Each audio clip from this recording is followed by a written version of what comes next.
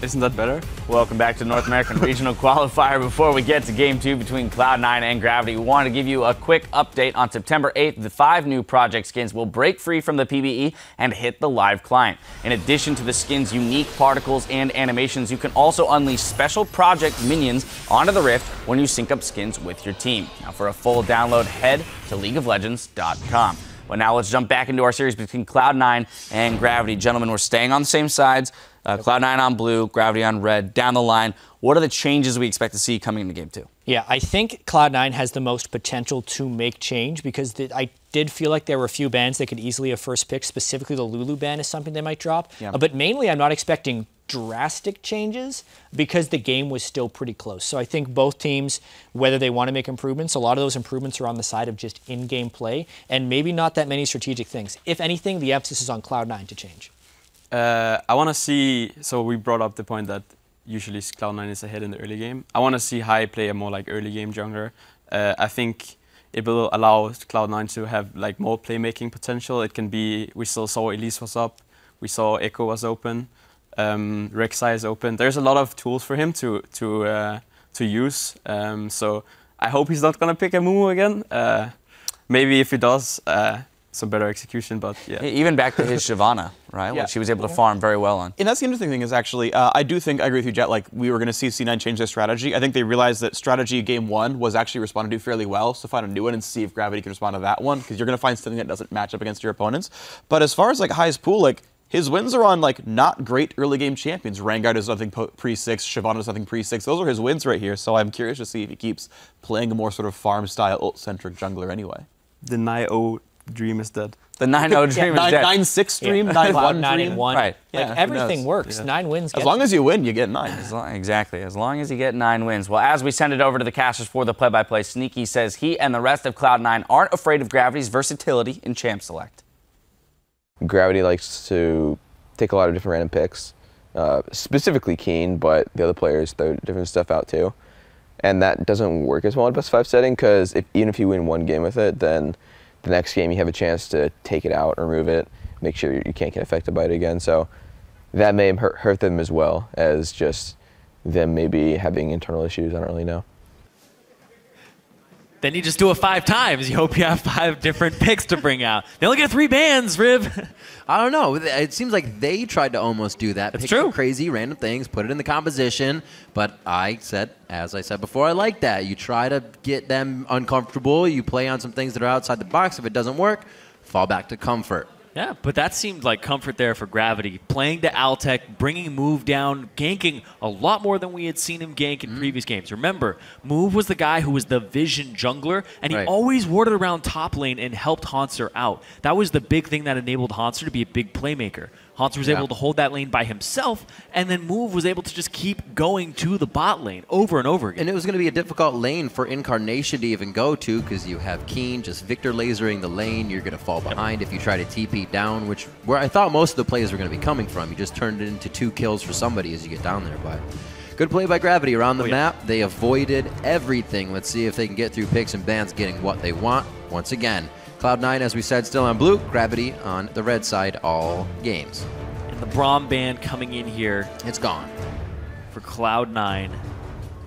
Instead of, I'm trying to remember what their That was a Lulu.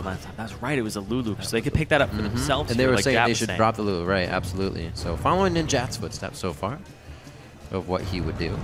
And we have one more ban coming in from Gravity. What do they focus? Incarnation didn't show too much, but still going to be the Azir anyways. There you go.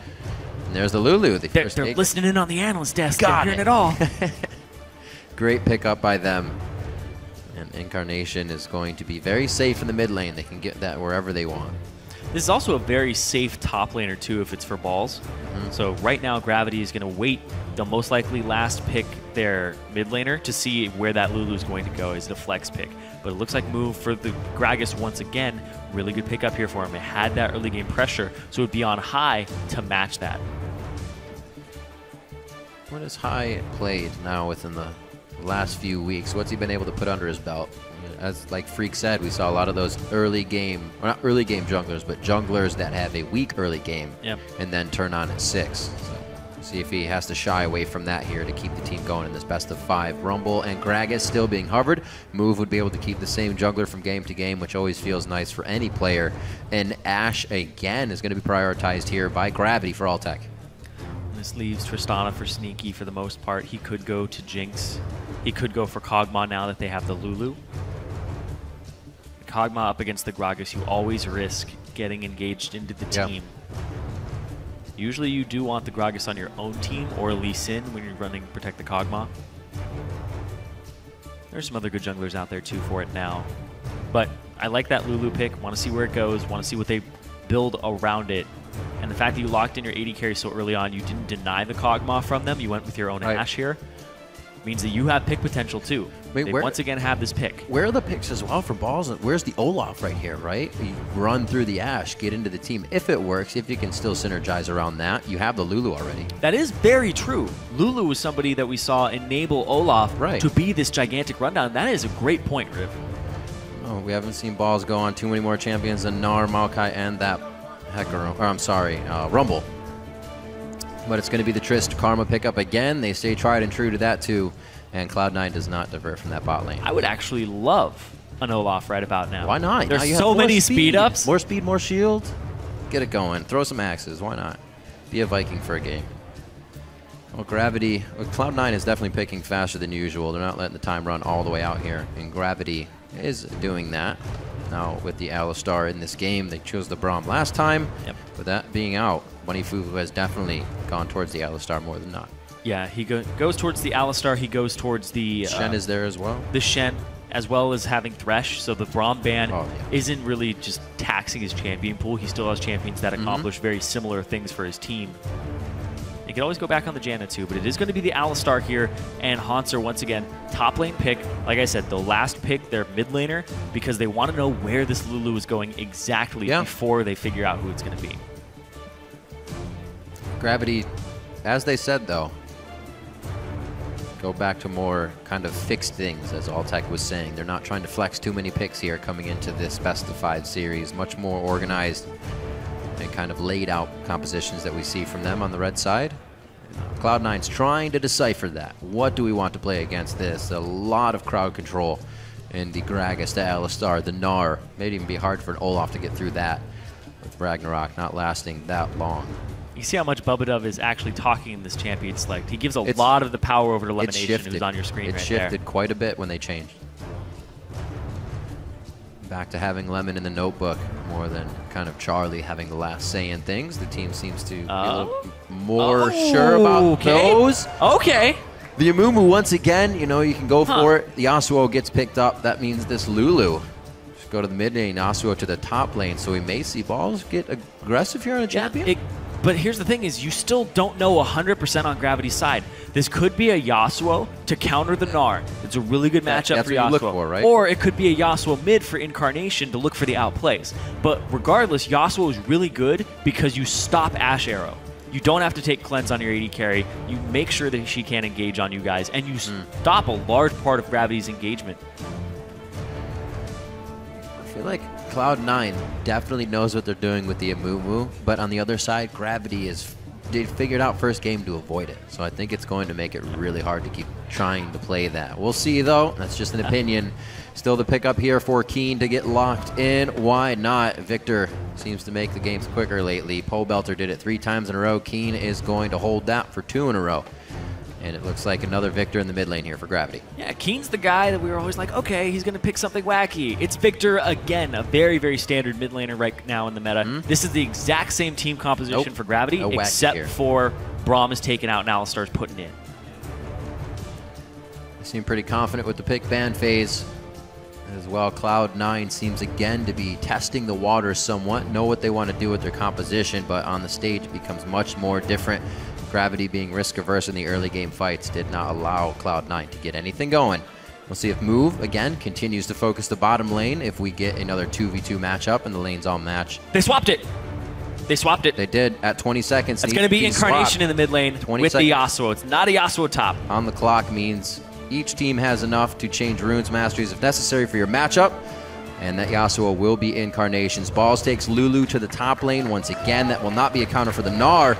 Let's see how this lane goes. Victor versus Yasuo on the mid lane with that Lulu top now. Oh, man.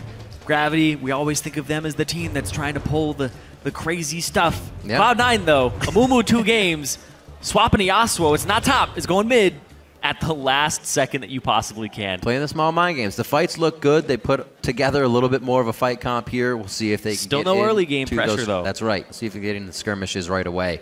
As the teams load on into the game, head over to Twitter. Let us know who you think will see the victory screen this time. Tweet hashtag C9win or hashtag GVwin, and we'll check back on the fan vote shortly. Another game of Amumu coming in for Cloud9. Pretty much a tell to the comp they want to use throughout the game. And Gravity going with simple once again. Not trying to flex too much in the champion select. Gragas again for Move. Victor again for Keen. And Ash for Altec. Let's get into game 2. We're on the Rift. Yeah, in terms of comparing this game to the previous game, there's only 3 different champions. Alistar instead of Braum, then you have the Lulu and the Yasuo now for Cloud9. So overall, the team compositions want to accomplish the exact same thing as before, except now instead of a Diana, you have a different assassin, you have a different fighter in the mid lane. Gravity again. Kind of mirroring exactly what happened last time here. Walking their way through, getting the wards that they need. Trying to place down that path to Worlds. Something that Cop actually has wanted to do vocally for quite some time. He may still be able to do it here as Gravity in the NA Regionals. He was saying if he can't accomplish it as a player, accomplishing it as a coach would be just as good. He just wants to go to Worlds. He wants to compete on that enormous stage with everybody watching. And he's done a great job to facilitate the Gravity team. Took Bunny under his wing at first, helped him kind of understand the pressure, shot calling, transitioning into that play. And he was already a fantastic player, and somehow Bunny Fufu didn't even decline during that process. May have plateaued a bit, but definitely became a better player in the end. Yeah, I know it's a very kind of middle of the split story that we kept rehashing, but Bunny Fufu stepping up as a shot caller has been a great transformation, because shot calling is not something that you just pick up immediately. Like, okay, I'm able to lead everybody. It's a main reason High is back in the game for Cloud9. Yes. You can see how much turmoil it caused in that sense. So when you don't have it, things can get very, very chaotic. It's very difficult. There's so many aspects to being a shot caller. There's different types of shot callers and leaders. But, oh man, same ward. Same ward. It's game 1. Did we just load up a replay? Different buff this time. Well, the shots are definitely being called here in the early game. Fired towards blue buff as well. It doesn't look like Altec and Bunny Fufu are going to get trouble this time. That was really the main result of the last one. And then Altec and Bunny Fufu were pushed in. We're going to get switched up lanes this time. We'll see how that results. Full XP going over to High. You can see Balls step away. That was a little bit greedy from Gravity. They are jungling on their weak side of the map, and Cloud9 strong. So Cloud9 with the 2 members, their AD carry and support, and the lane swap were able to just walk up there and stop them. So it delays them from even double jungling. So Hanser's put behind, Move is put behind. Balls gets there on time, but of course that isn't really like Gravity saying, oh, we're going to try and risk this. It's Gravity saying we didn't have proper vision to know that it was going to be you guys not matching the lane swap, but at the same time, you should play to your strong side. They should have been starting on the top side of the jungle. Yeah. See how they get out of this. High is making his way to blue. As you can see, Move is backing, so he'll have a bit of a faster clip if he tries to get to a lane. We didn't see any of that from High early game, but it doesn't mean you can't with the Mumu. Bunny just on the side here, making sure that he's kind of acting as a human ward, making sure Altec is safe as well. Doing a good job of that. It's the double ranged support lane in the top lane. It's always fun. Against an AD carry and a melee support. So you have to watch out for Bunny Fufu's engages, but at the same time, you have to watch for the harassment here from Karma Lulu. This lane will actually poke you out of lane as a top laner in support. Make you blow some summoner spells as well with all the slow they can keep applying on you. Dangerous thing to be up against in the beginning. A few levels should make everything right as Rain, as long as they don't get ganked. Keen pushing Incarnation into the tower. Incarnation kind of using the advance of his minion wave to get a few more attacks in, making sure he doesn't take too much damage himself. Very aggressive here from Incarnation. He's been doing it on with Diana. Follows through again with the Yasuo. I think North America caught Yasuo fever or something. We just keep locking it in. Top, mid, we don't care where it goes. So it slowly crept in. Yeah, Boy plays it on stream, then Alex plays it in the Challenger, and then we start seeing a little more with Zion. All over the place. Bjergsen says he'll do it. Incarnation's like, you know what, I'll do it too. I'm also Danish, let's do it.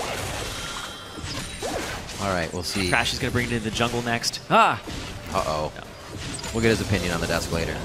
So Bunny Fufu has backed off of this lane just a bit to get some roam on. We'll see Lemon Nation join up top as well. Sneaky's farming away. A bit of a lead for Sneaky, but a bit of a lead for Keen on that side. Back and forth for the lanes. And Balls has a bit of a lead on Ponzer as well. Move still warding primarily towards the bot side of the map, making sure Dragon is under control, taking that Scuddler. Looking towards mid lane though. He looked bot, couldn't find a gank there. They're actually lane swapping it back now, and they didn't get a turret with the Tristana. Can't really pressure that Gnar in too much. Close move. Really forced gank though. No. Oh, okay. Going in, Ignite Ignite here for Incarnation. He actually does not throw down the Ignite. He wanted to make sure he was in range for at least a flash play. But a 2v1 there, not shook at all by the presence of Move in the mid lane. Oh, hi. All right. He was low, he wants to get more. Absolutely. And this is a Mumu, right? You really want to get that level 6 over your opponent. Move still level 3, and that's about a level up, a full level at this point. Also pushing Keen out of that mid lane. He'll get some lane experience. Move will be all right. Doesn't look like about half a level now. Incarnation gets too much. And Move should be able to pull out of that one. Very quick thinking, though, to get out of the way of High there. His High is always aggressive if he thinks he can make that play. Something you'll always hear. Pretty clear comms from Cloud9 during a fight. And High, not a super loud guy, but always the most vocal. 5s and 4s here as we enter the lane. Alltech and Bunny Fufu 4 and 4, so we may see a 6 play at some point. Already Sneaky saying disregard for anything you're going to do here. Starts putting on the auto attack damage. High waiting off in the wing. Doesn't look like they're going to get anything, so not exactly wasted time, but Cloud9 coming up short on anything they're trying to position for just yet. Thinking about it more and more, this Karma pick for elimination that he's been favoring in his last 5 games, 5 Karma games. Questioning why a Janna hasn't been brought out here instead. You have good disengage power to keep Sneaky healthy, keep him okay. And you combo that with the explosive charge on turrets. You're taking turrets very quickly. You're trading extremely well too. Because it's always an easy way. I feel like Lemon Nation thinks of what can I do to keep target off of me but still play a champion that will easily facilitate a win for my team if necessary. He's the only one playing Karma. Exactly, and who's going to ban just Karma against you? You're almost wasting a ban because then you can play Jandy, you can play Braum Thrush. I don't know, there's a little bit of play on both sides there. Pick and ban, as well as him liking the champion overall. I guess he likes to poke and just dictate the pace of the lane. We haven't been seeing too much of that though. He is just paired with a Tristana who will always constantly shove. And do that by herself, honestly. Yeah. Balls down bottom. It is a Lulu. Level 6. You'll be all right. Have some bubbles. Shouldn't be too afraid. Throw some glitter on the tuxedo. Oh, a dodge back by Keen there. Fancy Feet keeping himself alive. It wasn't a 6 from High. They were trying to get that, probably hit 6 at that point. But coming up at just a little short there. Still have summoners to go back in if they want. Good pink ward. Placed in a little bit earlier. It keeps Incarnation in a safe spot here. High is floating around. He's trying to bait this in. I think they know it. Yeah.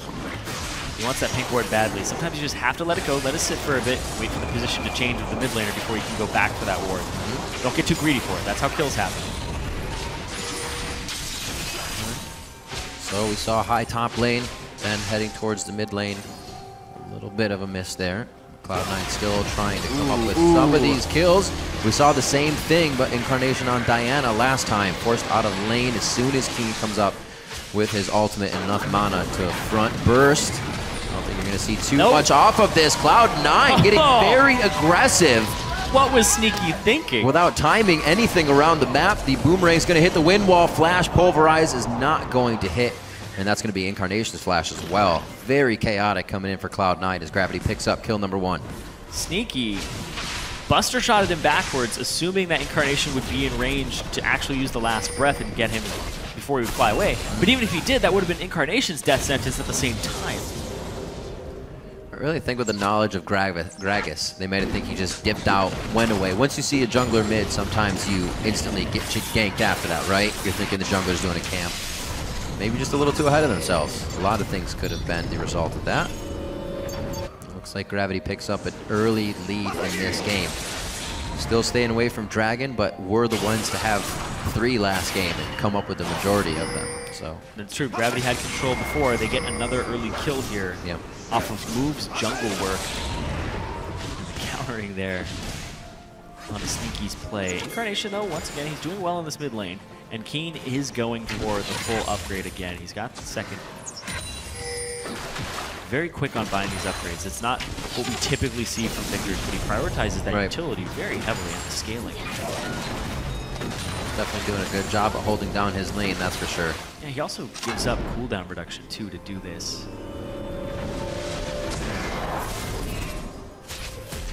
He wants to play to the top. That gives Altec a chance to back. He's now a BF sword up on Sneaky, and Sneaky still is charging that Avarice Blade. He only has 500 gold in his pocket. Sneaky has a while here. You can see him charging up the gold anyways, so it doesn't look like they're trying to push the lane too quick. High's coming in. I take that back. It looks like they are going to show pressure towards this turret. Try to put damage on it. Bunny Fufu, level 5. Why not go on him? He doesn't have any way to break the CC or ult out. High in a bad spot, though. A good hit coming in from Move as he kind of peeks in and out of the situation to help grab that kill. Diving the turret is still half HP. They weren't going to kill it during that dive. They think they're one step ahead, but Gravity lurking in the shadows. Cloud9 with no real forward wards here to allow them to know these are safe plays, but I guess in the long run, they're coming up with a bit. High going down isn't that bad. Still getting items as a Mumu, and they are trying to come back in this one. Gravity, however, pressure around the map as well, playing very well off the ball here. Monster's still on that bot turret. Hex Drinker Rush, so cost effective for Dog when he's up against pretty much any AP mage. He's going to be having a really good time. Just more gold onto him, solo gold on the turret. And here come those forward wards again from Bunny Fufu. 3 of them just placed around that red. Could mean that Dragon's about to get a little love. And that's so great, too, because you can always see the intent. Just as a spectator here, you always know what Gravity's going to go for next. This team is very calculated in how they approach things. They don't really do anything unless they have absolute ward coverage of that area. It's very kind of risk-averse but calculated team. Yeah. Because they aren't taking risks because they already evaluate the risk of doing it. And they're like, when it's low enough, we will do it. It's a bit of a change. They are following what they said. Move, we said, would be more aggressive in the face of the other jungler, not risk-averse. But we're actually seeing him kind of take a back seat to that. Do a little bit more warding here, sweeping as well. As quick as they can to make sure these areas are safe. Gravity's playoff form here, definitely coming out to show, or showing. Their playoff form ended up falling short. This is their post-playoff, their gauntlet form. This is true. This is true. I mean, they're back. They angry they lost. They want to actually get in there. They want to get to Worlds. A lot of these guys have had Worlds aspirations for a while now. I was also wondering how the longer break would be, because a lot of people said before the week or so off for Gravity, if they had gone right into playoffs, it would have been more fruitful for them. They would have been able to come out with better results. So what would the month do, almost roughly? Would that kind of make them a little too lax, or did they bring out the power here? Looks like they have the strategy so far of textbook. Go back to fundamentals. Yeah, let's get it 10 minutes. Gravity has a gold lead over Cloud9. Basically flipping the script. Yep. What we've seen in the season so far with Gravity having deficits and Cloud9 having advantages at 10 and 20. Nope, running into high, move. All these pink wards now, defensively placed from Cloud9. Move, walks into 3 though. This is kind of what I wanted to see as well, whether it be on any side. If they let Moog clear that ward, Cloud9 was giving them way too much respect, taking him down rightfully as he was trying to clear out a pink alone in the jungle. I'm just watching Move's tendencies. Every time there's a pink ward, something just clicks in Move, and he's like, I gotta clear this. I have to come back for this ward at some point. Well, from what's been happening, if I were him, I would have felt like I could have got out of that alive as well. Cloud9 has kind of been inching towards the fight, balking, and then walking away from it, saying, we'll grab something bigger later. Yeah, but he did the same thing with the pink ward in the left side of mid. That's true. Where he just kept wanting to get it. And then eventually Incarnation was like, no, you can't get this ward. And he does it again. If I was Cloud9, just place pink wards forever. This is encouraging me to ward more from Cloud9. All right, both scrying orbs have been used. Sneaky making sure they have vision to Dragon for a second to see what kind of numbers are there.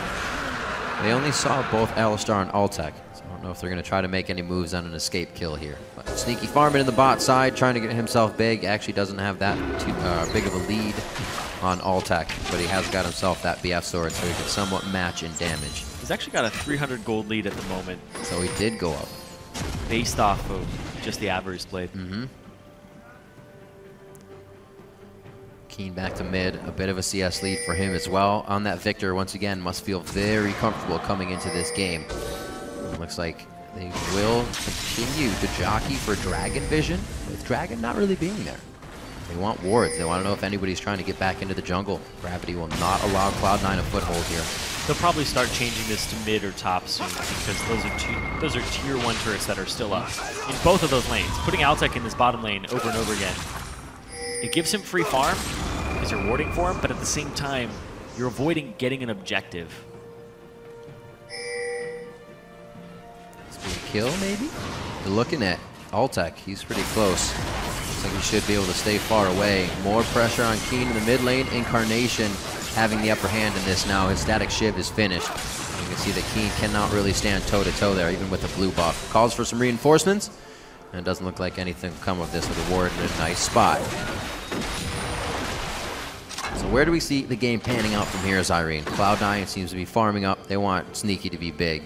What can Gravity do to stop this? Yeah, it looks like it might also be Zeke's Herald coming in, or Zeke's Harbinger coming in for elimination soon. But what Gravity can do is they can actually just swap their bottom lane to the top lane. They bring Hanser back down to bottom, or they just put Altec in the top lane. They put somebody in the lane that they can siege, but they're avoiding grouping up because they don't want to put everybody where High can get to them and then Incarnation can combo.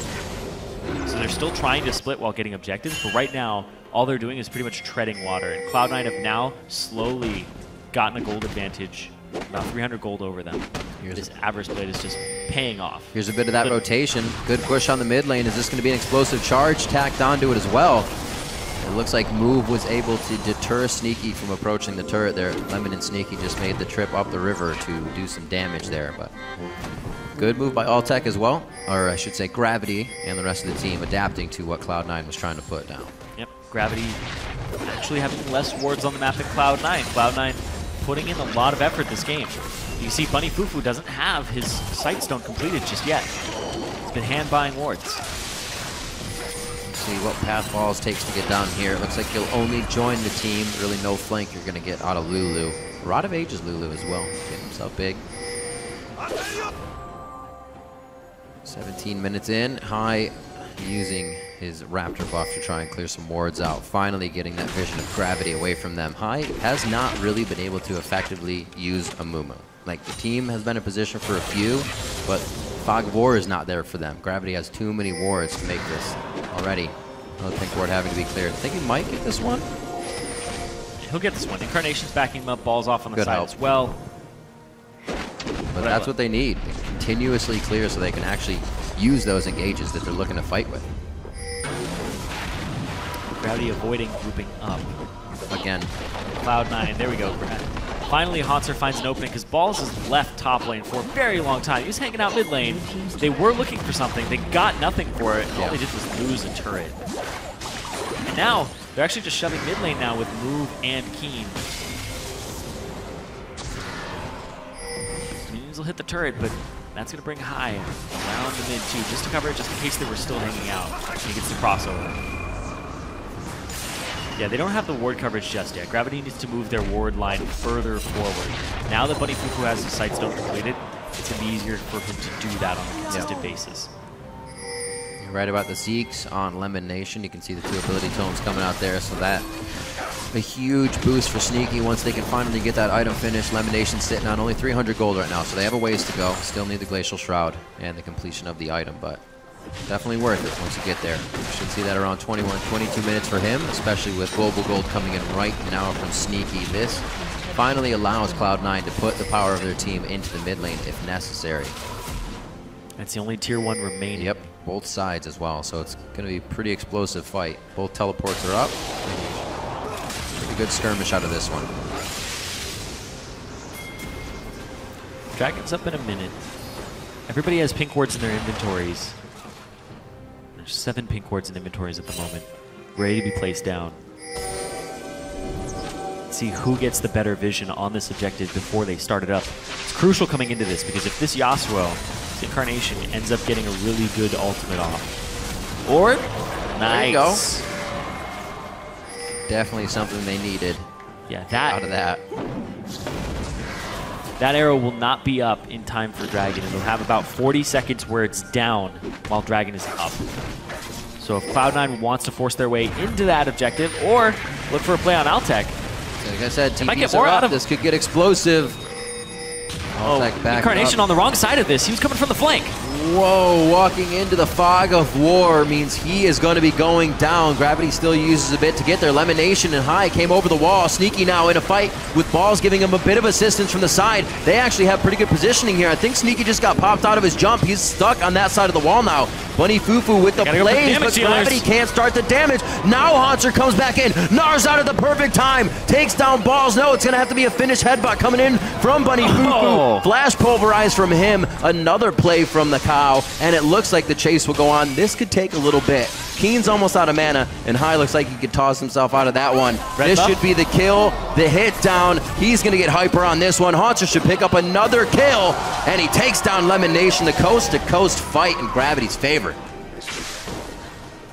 Gravity might get even more off of this. They get to get priority on the Dragon. They get to ward it up. They get to spend all those wards, and they walk away with just a team fight victory altogether. But Cloud9 is still up in gold, ever so slightly though. Yep.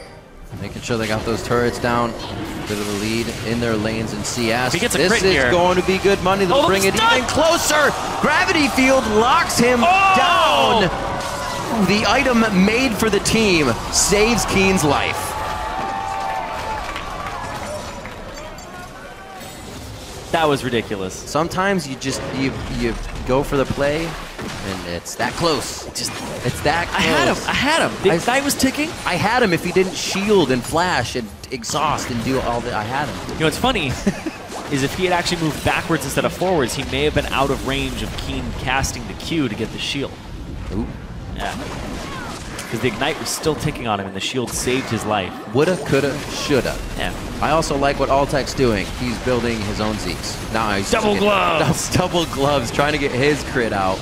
But that's fine. He's just recipeing together what he needs. The arrow across. Ooh. Just to chill. Way more conscious of the arrow this time for Cloud9. They get themselves pick up there. They're gonna walk right back into them though. Oh, it's your own jungle. It's not warded. The death of Cloud9 comes in once again by Gravity being in the right place at the right time. Sneaky jumps away when he makes sure there's nothing that can stop his exit. And the house gets hit, bringing in the kitchen sink. Haunter with another throw, he hits him. The volley comes through, and Gravity is going through the batting order of Cloud9 fight after fight now. It's crazy because Gravity, we usually think of them near the end of the season, end of the split. Altec is a huge part of their damage. Well, Keen and Haunter have been stepping up immensely. Last game, Keen did almost twice as much damage as anybody else in the entire game. This game, he's looking to be on par for that. Zonya's completed, ready to deal with Incarnation, ready to just use his upgraded perfect Hex Core. The Vision is awarding them everything that they're getting right now. It looks like a light bright in the bottom side of the jungle that they just fought in. And that's Cloud9's. They were just walking through there. Completely dark. So let's look at this again. Yeah, that's actually Sneaky Scrying Orb there. So they didn't see them just barely off the side. And the wards that had been placed there off to the right of Haunter gave them the advantage coming into this. Cloud9, it looked like they were trying to come through. They were trying to make sure if Gravity were going to their tier 1 mid turret that they could cut them off. But they didn't have adequate vision of it, and the Scrying Orb was just a little off. He was trying to check the brush if they were camping in it, but instead they were just a little bit off at that point, and then they engage afterwards. Love it when a team just continues to put their foot down, know they have an advantage, and continue to pressure that. The wards now move up, as you said before in last game, Zyrene. They start to focus the top side of the map now. In exit or entry, they have a way in and out of these fights. The arrow is about to be another catalyst for one of those. It does not hit though. Looking at the AD carries, these arrows have not been making contact for Altec all game long, but that's the thing, you just need one. You just need one late game. The Zeeks is done. Yep, Zeeks is done as well. It's funny because the best AD carry item in the game is a support item. And it's completed for elimination. Bunny Fufu once again going for the longer route. It looks like it might be a righteous glory for him in the future. Yeah. Looking for the engage, looking to get into that back line.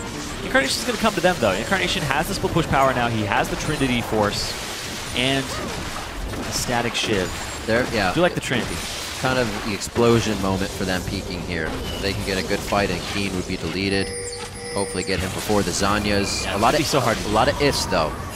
Yeah. Come into this fight here, and Gravity look like they want to take fight more than Cloud9 at this point. And you can see Hanser adapting his build. Last game, he built for the lane and for the mid lane as well, because he was up against a Rumble as well as a Victor. Yeah. Or a Rumble and a Diana. So it was a Spectre's Cowl as well as a Hexdrinker early on and a Banshee's. Now, he's built a little bit for the lane. He got the Hexdrinker just to punish balls, and then he went full armor. Ninja Tabi, Thornmail, Randuin's. 100% building against the team now because he knows he's going to be grouping up. He doesn't even care about split pushing against Balls too much. Balls is a team fight champion. Go ahead, build for the team fight. Look at this, I'll take out a position. Oh, what a grab! That's all man. high on the bandage toss. Can the team follow through, though? A good disengage from Bunny Fufu and the explosive cast, but they lose Altec, his second death of the game, and he has been a big facilitator of the fights with arrows here. Let's see what Cloud9 does. They're going to go for it, though. Move off on the Still side. have move that can body slam through. Also has flash to get out of this situation. He's going to make that call to the team. A minute and 50 onto Dragon after this They don't as have a way to well. keep him out. They have to fight. They're going to instantly kill Bunny Fufu. Maybe stay on that. High is trying to still go for Baron. Do they have enough to fight spread out like this? Sneaky. They're spreading themselves a little too thin. High decides the bandage toss in. They get the knockup, the double kill for Sneaky, and they all decide to go in together. It took a few seconds, though. Yep, the nice bait onto the Baron there. There was no way to keep Move out of the pit. You didn't have adequate vision control. You could have warded over and possibly buster shotted him out, but that's a risk that they weren't willing to take. Just fighting. Exactly. They went straight for Bunny Fufu. They knew they could take him out. And Incarnation still had his ultimate. He was good to go. Big team fight win there for Cloud9. Now they are up 400 gold. This game has just been neck and neck, back and forth. Golden Zion, Age. the Golden Age. Zion and crew enjoying the match from in-house. Second game here. Gravity still trying to hold their momentum from game number 1 as we see this engage again. High and a few stay back, which made this a bit scary at first. Oh man, Sneaky with the crits there at the start. And then his Zeke's turns online, but Keen walks too far forward. Keen on this Victor, mid-range mage, playing it like a short-range mage. Playing it very up in people's faces. He got punished game 1 by the just edge of the Curse of the Sad Mummy. This game, too far forward, hit by an exhaust. Pretty much the same story coming into that fight. Still neck and neck in this game. Yep. You have that power, your Victor, you think, well, I'm just going to unload on this squishy person real quick, and they're completely out of the fight. But not predicting the bandage toss from inside Baron Pit. Caught him right off guard. Dragon game, a little different here from game 1 as well. 3 dragons quickly to Gravity. Cloud9's been able to kind of stick their foot in that door of their achievement of 5 dragons here. So that game is fizzled out a bit. It's still going to be a way for Cloud9 to group up Gravity and get these fights, though. Yeah, Sneaky far enough ahead, though, on this Cloud9 squad that he has the last Whisper already, 3rd item, has the Zeke's Harbinger, and he's able to crit and shred through a lot of the armor that Hanser's bringing to the table. Yeah. Looks like Hanser's even going to go for a Sunfire Cape next. He's just stacking so much armor. Yeah, Hanser wants to be this amazing frontliner. Once he gnars out, he gets everything else he needs, and resistance is being a tank, so he's perfectly fine to do that. He's been in the fights each time he needs to with that gnar bar at full. 3-0-4 in the game as well. Keeping on par with that Lulu farm in the top lane from Balls. The arrow goes out. There you go. Wind wall at the last second. Still allows Gravity to be a bit aggressive. See, that's not where you want to be, High. Gnarring out. High can still take a significant amount of damage here to make this happen. The teleport go from the top to the mid. And it looks like we're going to have Balls now joining the team. They can get a bigger pressure here on the mid lane, but is it a flank here from Gravity? Do they pinch in Cloud9? Oh, movement speed? Gotta go fast. They got Altec! Shield. He doesn't have mana! No ultimate for that mana coming from High. He's going to get deleted down. Wild growth onto him. Everything's right now in defense for Cloud9, but it's enough to pressure off Gravity. These guys are fighting on the wrong side of the map for each other. This is going to allow Cloud9 to take down a turret while tiptoeing through a fight here from Gravity. Will the skirmish actually happen? Last breath from the Q, not going to connect. Move goes in, flash body slam, Incarnation in, out. gives himself the give and go to get to safety. That's the ult against the wall. High was the only one not included. Sneaky and High, about 400 combined health. Victor, the plays from Keen and the rest of the team to get a triple kill on Cloud9. Oh man, they pushed too far forward on Cloud9's squad.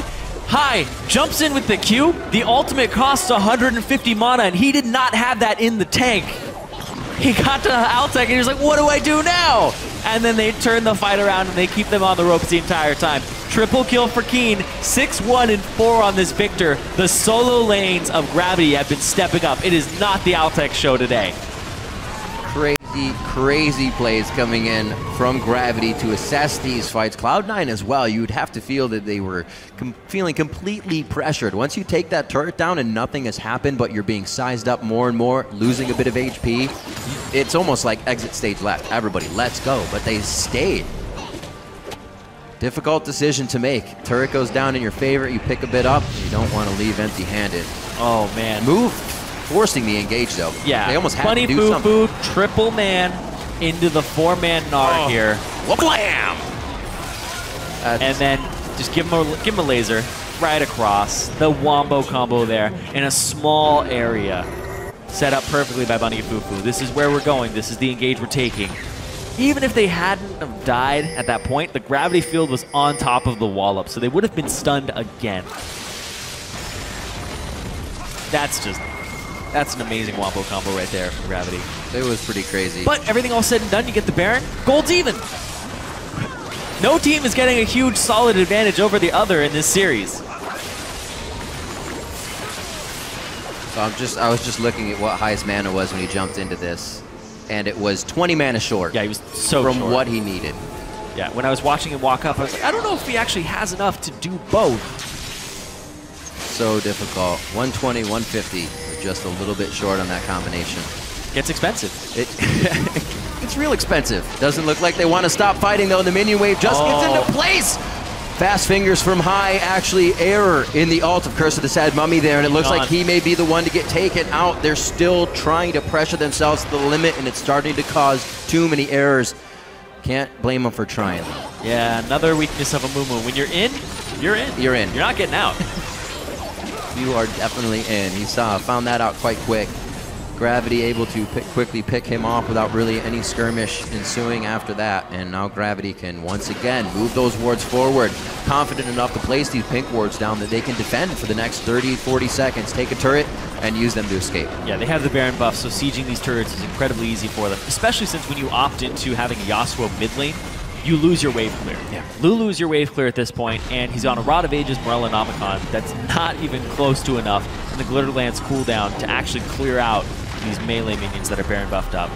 I think this is working out for Gravity as well. These side waves are nicely pushed for them once they get up to the turrets. These fights resulting in more gold coming into the team as well. Not everybody has to be there. Altec get a quick push on some minions on the top side. Clear out the jungle, and Gravity will set up once again, taking control of Game 2 here in the North American Regionals. Looking very good. Yeah, up to a 3,000 gold lead now. I think the biggest gold lead of this game.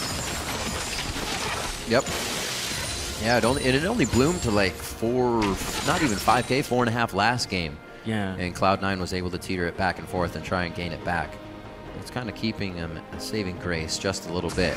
They still have an engage we haven't seen. Everybody just nail the engagement, get into a huge fight. Haunter's and Move's ultimate has just been dispersing anything C9 puts on the table. That's the thing. They're going for this Mumu pick, but like you said, they're not getting the Dream ultimate. Yeah. You pretty much only need one, and then you turn the game completely around. But it hasn't happened in games 1 and 2. I don't think we've seen anything except for whiffs and maximum 2-man ultimates here from High. I don't think he's captured more than 2 people in his ultimate all series long. Well, Zanya's coming out, and Quicksilver Sash is for Altec. It's only going to be that much harder for High, to get a priority target and lock him up long enough for Incarnation to knock them up as well. You're right on the Righteous Glory here for Bunny Fufu. That allows them to get into fights if necessary.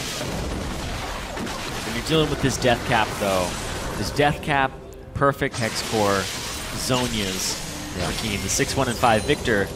If he gets a full combo off on a Sneaky who does have some magic resistance with the QSS, it's still going to 100-0 him if you get him with every single ability. And I wonder what the priority is going to be on that next game, depending on what results from here. Incarnation, semi-good Victor throughout the season, had 1 or 2 carry games, otherwise pretty much even. I'm extremely surprised they're not early picking the Victor. Yeah. Keen, even though he's getting the counter pick, maybe he has a counter pick for Victor. Maybe that's it. If you take it away, he's got something, but still, you want to test that. Maybe. They could be flowing with what happened at the end of the season. You saw Ari kind of picks coming from Incarnation, a few more assassin picks in there, and then he's stuck with the Diana, still going towards the Yasuo. Maybe that's just what he's geared towards it right now, towards this regionals.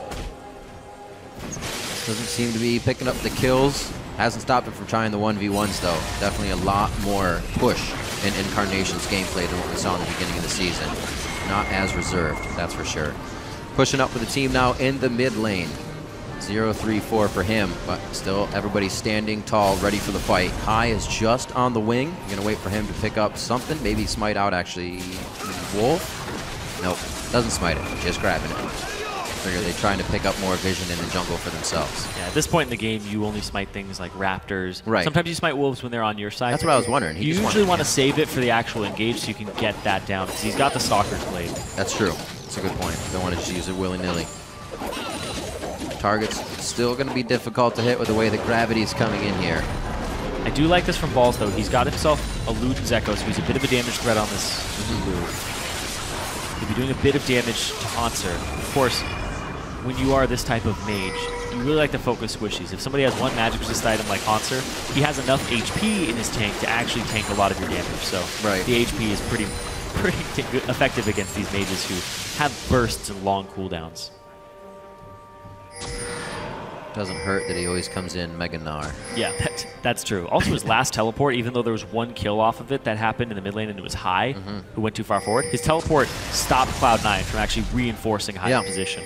But Hanser so far in this series, 3-0-8 in this game, and his TPs have been on point as well. When he can play aggressive and go hard, and I'm actually surprised it's happening here because he's not Black Cleaver Naring going like he would just killing people on a hacker room, is that's what he did in the beginning of the season, right? He was high damage, fighting all the time, pushing his top laner out. He's playing for team fights. Yep. I like that, though. That's a good point to bring up, because switch it up. Whenever I see an R, it's always that toss-up. Is he going to go the Black Cleaver? But there really isn't anybody on this team you want to shred their armor for.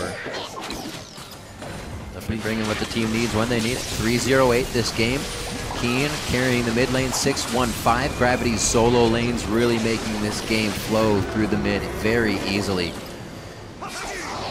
Looks like they're going to be able to hold here as we get towards the late game as well. Cloud9's been building up Sneaky a bit. He has his own Quicksilver Sash as well as the Mikhails from Lemonation, so he could really put down some damage if he's focused regularly in these next fights. And it's the Baron and Dragon both up here, but Scuttle has been taken by Gravity, so they're able to see where Cloud9 is when they walk up to it. This is the 100% crit build for Incarnation and Sneaky when his Zeke's is on. So both these guys are going to be dishing out immense physical damage numbers in team fights. So watch the positioning of where Hai's ultimate is, and if Incarnation can actually get a multi-man ultimate off. 2 good exhausts as well from Gravity could shut down a lot of the damage from Cloud9. A back and forth. Trade about 1,000 damage across the board between both teams. Nobody's really too hurt here to start the fight. Hanser's going to have a perfect Gnar bar. Looks like they will not be able to use it other than pressure down the mid lane. Pings go down for Gravity. They want to try to route Cloud9 here and get there first. I don't know if it's going to be much damage, though. Ooh. Sneaky had a nice shield. Like, I know. Felt like the pain there? I haven't seen the laser hitting a little bit. I don't know how much damage it's going to do to him. That's true. Sometimes you have to be very wary of what's going to happen. He was double shielded as well, so it didn't hurt him that badly. All right, they back out.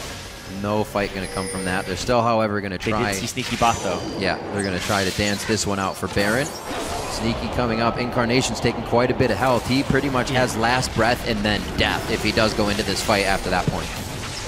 This is a big advantage here for Gravity coming into it. Hai, though.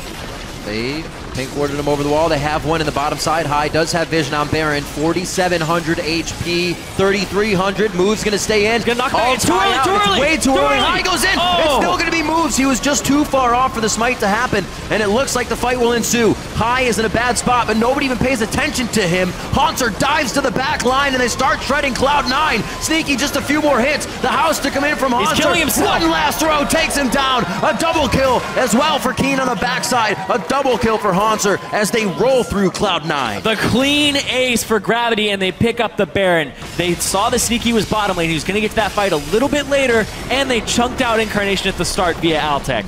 No way Cloud9 was going to walk away from that fight unscathed, and they walk away in the worst possible way. Every single member down. What a fight from Gravity, considering Move's cask was used to defy the smite. They could still win after that with the rest of the abilities they had in the tank. Now onto the Nexus turrets, and now on to Game 3. What can Cloud9 bring out to keep themselves in the series? The first North American Regionals looks like it might be going to Gravity as they're 2-0 over Cloud9. You can see High there on his player cam near the end of the game has a lot of thinking to do coming into this Game 3. You are down 2-0. You have to reverse sweep to keep your dream of Worlds alive again for the third consecutive time for Cloud9. Still talking calmly with the team on headsets as they take a breather after this game, discussing what may have went wrong in the end and what can go right for the next games, because it has to off of the bat. Gravity having any sort of lead, 1 to 2K, it may not grow fast, but eventually it's 4K, and 4K has been enough for them to pretty much win the game so far. Fantastic play there. And we were talking about communication earlier. Cloud9 got that back with High. See if they can find it again here in the series. This is a different look at Gravity that we're seeing here. Absolutely. Talk about how Altec does so much of the team's damage where most frequently. He's actually less damage than Haunter this game, and he's less than 50% of the damage that Keen dealt this game. So Keen is stepping up to the table immensely, as well as Haunter, and Move's early pressure is putting High in is in a strange place in terms of shot calling, because when you don't have early pressure as a shot caller, you wait, you hold on, they get early pressure on you, then you're calling from behind, and that is a situation that you never want to be in. I know it sounds very cliche and we hear it all the time, but it is definitely harder to shot call from behind, and you are not making your job easy. You're looking for these wombo combos that are not happening, and you're not getting them. It's so much harder. Silence is chaos, and even as a shot caller, when 1 or 2 things don't go right, you feel bad. And you don't want to make call number 3 or call number 4. You're almost looking for somebody else to come up with an answer. But got to stay true.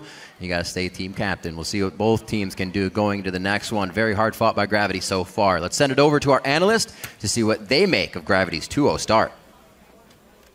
Thank you, gentlemen. Well, we saw some change, but we still saw that Amumu come through. So I want to attack that first, because I know we have some issues with the way the Amumu is being played out. Yeah. Well, for me, I feel like High is actually making a lot of mistakes on Amumu, which is just compounding the weaknesses that Amumu already has. Like we were talking about the windows of engagement that High and the rest of Cloud9 are having trouble filling. So like he uses ultimate, they get 1 kill. They're not chaining it into an objective.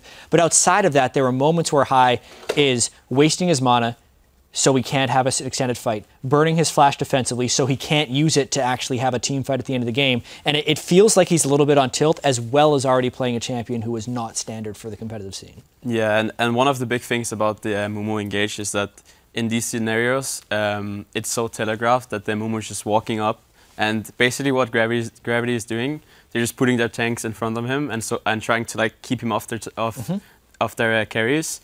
And the Mumu actually never gets a chance to get on the important targets and follow up with Lulu ulti and Yasuo combo. Yep.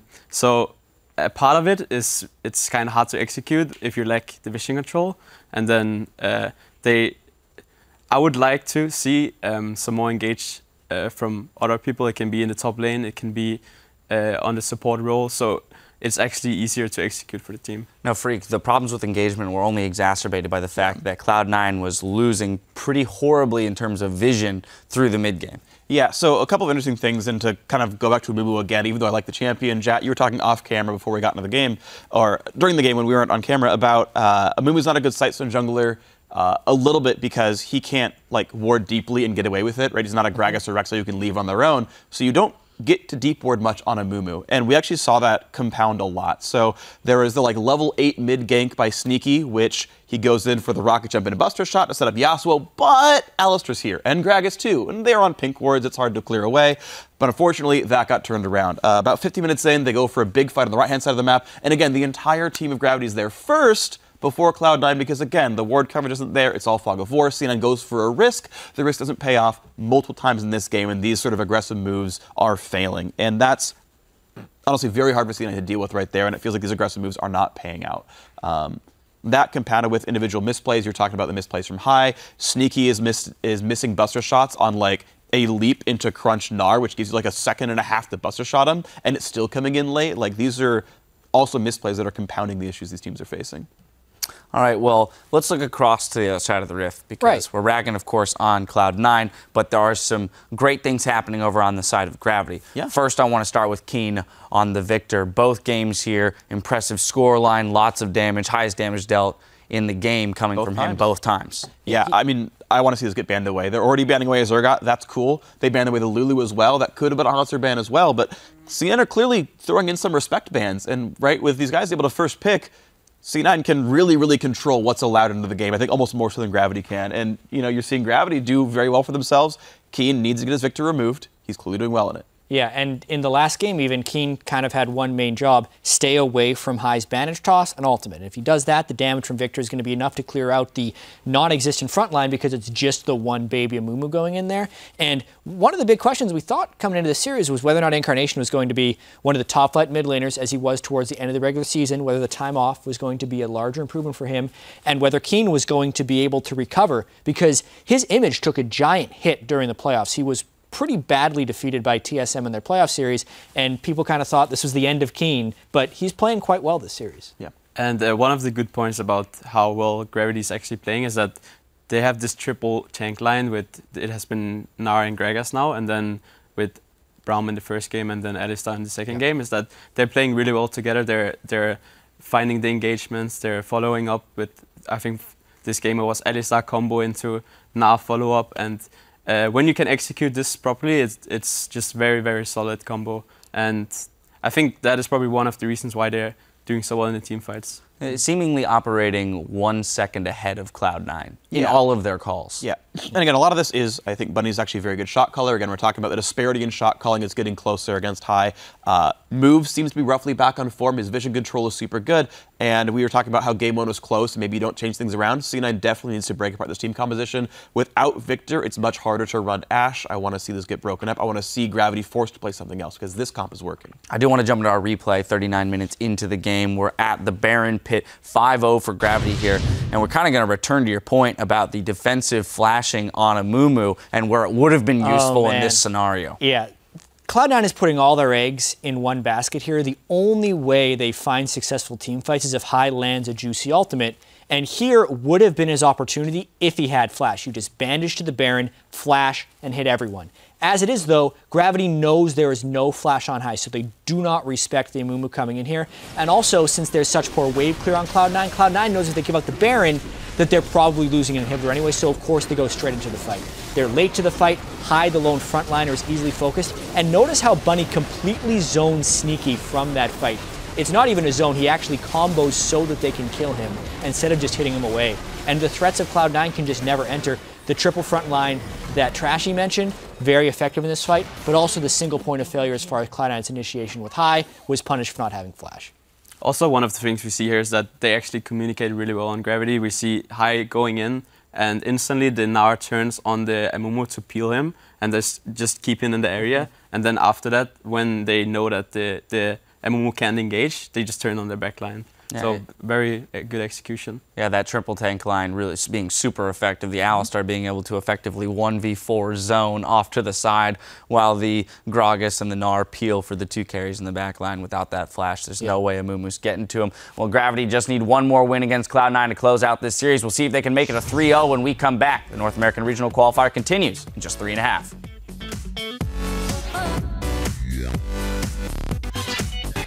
Let's see, what are all the little mannerisms we sometimes have trouble with? I'm gonna get solo killed. Yeah, solo killed is a problem, so let's try to not die. I'm gonna get solo killed. Oh, you're gonna get solo killed? I'm going to. Okay, that's fine. That's cool. That's respectable. Bunny Fufu, level 5. Why not go on him? He doesn't have any way to break the CC or ult out. High in a bad spot, though. Karma. Slowly. I stopped Trace. Trace and no W. Yo, I'm here. Can you Trace? Trace. Nice. Kill Alstar. You got Bill. I'm ulting you. I'm coming over. I'm stunning. Keen. I like it. Gives himself the give and go to get to safety. That's the ult against the wall. High was the only one not included. Sneaky and High, about 400 combined health. Haunter dives to the back line and they start shredding Cloud9. Sneaky just a few more hits. The house to come in from Haunter. He's killing himself. One last throw takes him down. The first North American Regionals looks like it might be going to Gravity as they're 2-0 over Cloud9.